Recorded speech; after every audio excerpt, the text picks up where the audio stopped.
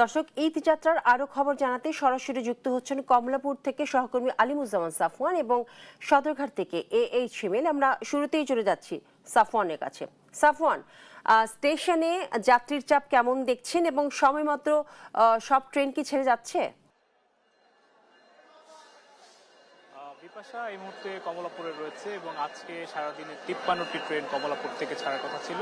তো এরই মধ্যে আমরা সর্বশেষ 38টি ট্রেন ছেড়ে গেছে বলতে জানতে পেরেছি এবং আজকে সারাদিন কিন্তু 5টি ট্রেন কমলাপুর থেকে বিলম্বে ছেড়ে গেছে, এমনটি কিন্তু আমরা দেখতে পেয়েছি। তো সকালের দিকে যাত্রীদের কিছুটা ভোগান্তি হলেও কিন্তু বেলা বাড়ার সঙ্গে সঙ্গে বিলম্বের যে সময় সেটি কমেছে।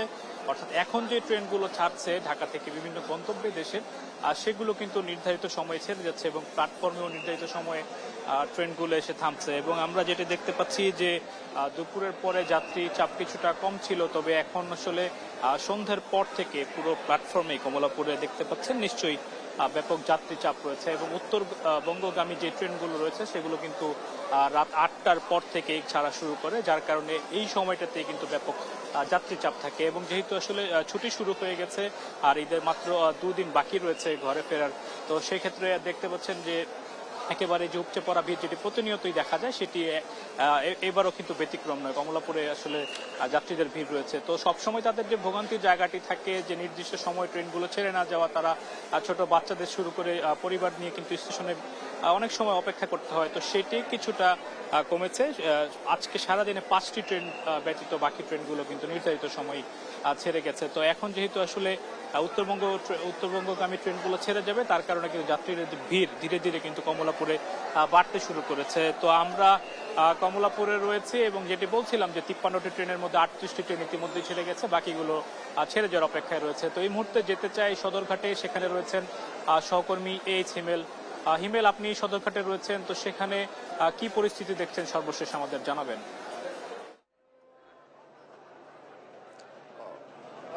সদরঘাটে আমরা যেটি দেখতে পাচ্ছি যে এই মুহূর্তে আসলে যাত্রীদের বেশ ভিড় কিন্তু রয়েছে। আজ সরকারি ছুটি হয়েছে এবং সেই সাথে বেসরকারি প্রতিষ্ঠানগুলো কিন্তু অধিকাংশ কিন্তু ছুটি হয়েছে, যে কারণে আজ দুপুরের পর থেকে কিন্তু সদরঘাটে মানুষের ভিড় আমরা দেখতে পাচ্ছি। দক্ষিণাঞ্চলের মানুষের আসলে লঞ্চে যাওয়ার যে প্রবণতা রয়েছে, লঞ্চে যাওয়ার যে ইচ্ছা রয়েছে, ঈদের আমেজকে আরও বেশি ফুটিয়ে তোলে, সেই দৃশ্যটাই কিন্তু আমরা দেখতে পাচ্ছি। কানায় কানায় কিন্তু লঞ্চ টার্মিনাল এবং লঞ্চে কিন্তু যাত্রীরা অপেক্ষা করছেন। এই মুহূর্তে আমরা যেটি দেখছি যে এখানকার যে কর্তৃপক্ষ রয়েছেন তারা যেটি বলছেন যে কর্ণফুলী 12 এবং টিপু 12 দুটি লঞ্চ অপেক্ষমান রয়েছে এবং সেই সাথে সম্রাট যে লঞ্চ রয়েছে সেটি কিন্তু অপেক্ষমান রয়েছে। কিছুক্ষণের মধ্যেই কিন্তু 8টার মধ্যে ছেড়ে যাবে কর্ণফুলী এবং টিপু দুটি লঞ্চ এবং 9টার পর কিন্তু সম্রাট যে লঞ্চ আছে সেটি কিন্তু ছেড়ে যাবে।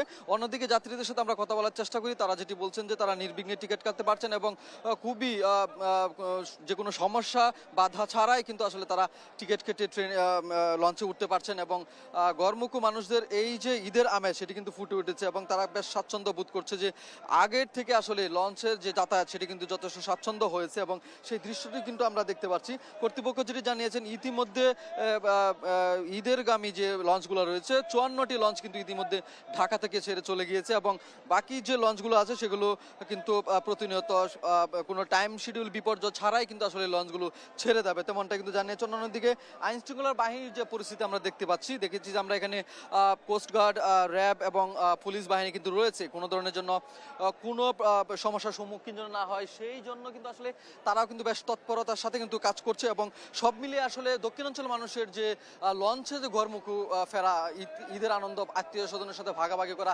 সেই দৃশ্যটা কিন্তু ফুটে উঠেছে এবং কোনো ধরনের সমস্যা এবং দুর্যোগ এবং কোনো ধরনের লঞ্চ বিপর্যয় কিন্তু এখন পর্যন্ত কোনো তথ্য পাওয়া যায়নি। রাজধানীর লঞ্চ টার্মিনাল থেকে এই ছিল ঈদের সর্বশেষ বিপাশা। জি।